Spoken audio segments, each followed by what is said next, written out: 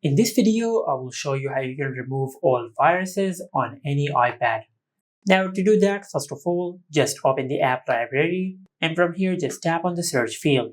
Now from this app list, just scroll down and look for any suspicious app which you have downloaded. Now especially look for any cleaning apps which you have downloaded recently or any games which you have downloaded recently. For example, I will select this app.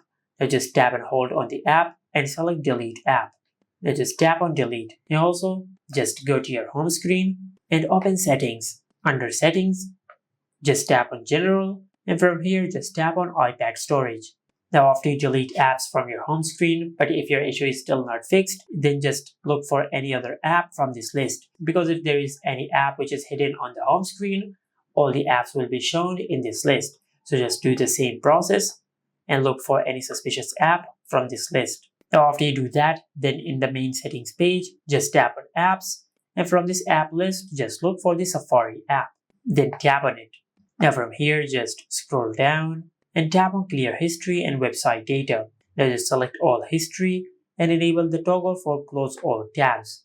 Now after that, just tap on clear history. After you do that, then just check if your issue has been fixed or not.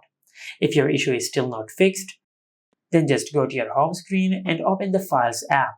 In the Files app, just go to the Downloads folder and look for any files which you have downloaded recently. After you find the files, now just select the files and tap on Delete. Then just go to the Recently Deleted section and delete the deleted files from the Recently Deleted section. Now, if you have done that and if your issue is still not fixed, then you will have to do a hard reset on your iPad. But just remember that this process will delete all the data from your iPad. So what I recommend is just upload all your photos and videos to the iCloud, and after that, just perform a hard reset on your iPad.